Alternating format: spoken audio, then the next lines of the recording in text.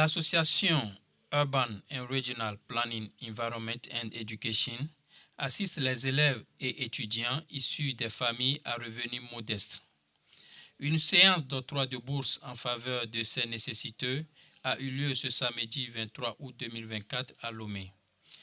Ils étaient au total 13 élèves et étudiants venus des régions de la Kara et Maritime à recevoir gracieusement ces bourses des mains de la représentante de la présidente de l'association. Pour les bénéficiaires, la joie est au comble et ils expriment leur reconnaissance aux donateurs. Je tiens sincèrement à remercier tout le personnel de l'association Urplanning, vu leurs accueils qu'ils nous ont proposés ce matin. Et à travers ce prix, à travers une somme de 80 000 qu'ils nous ont donné, je m'engage moi personnellement à fournir plus que ce que j'avais fourni au bac. Bien que j'ai eu 15 de moyenne, mais je tiens à leur dire qu'à l'université, je vais faire plus de mon effort, m'exercer afin de pousser les objectifs, afin d'atteindre les objectifs. J'ai reçu une bourse pour le passage en classe de terminale D, avec une somme de 110 000 francs. À notre arrivée, nous avons été bien accueillis par le personnel de Urban Planning et nous a bien informés de l'engagement qu'on doit prendre pour recevoir notre bourse et pour la bonne gestion de notre bourse. Donc, je m'engage par le traité que je viens de signer à bien travailler au cours de l'année 2024-2025 et ressortir avec une mention bien ou très bien pour le bac.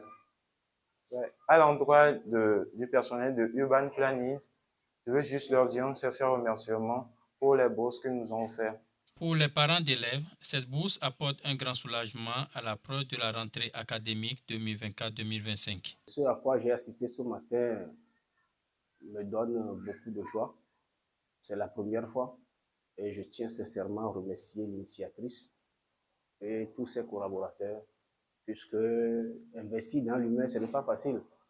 Donc, nous la remercions avec tout son personnel et que le Tout-Puissant les garde pour que dans les années et les jours à venir, d'autres encore puissent bénéficier de la même chose.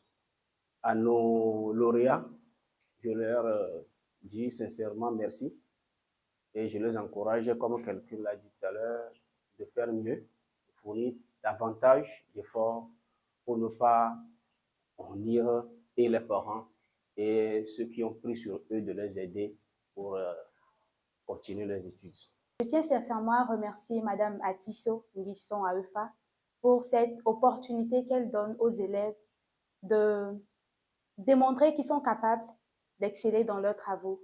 Et merci également à tout le personnel d'Urplanning pour la motivation et le soutien derrière Madame Atisso.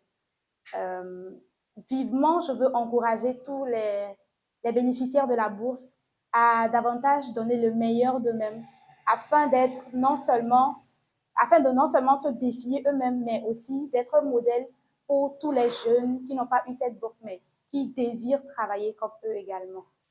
Cette action se situe dans le cadre des objectifs que s'est fixé l'association Urban and Regional Planning, Environment and Education a soutenu les élèves et étudiants issus des familles à revenus modestes.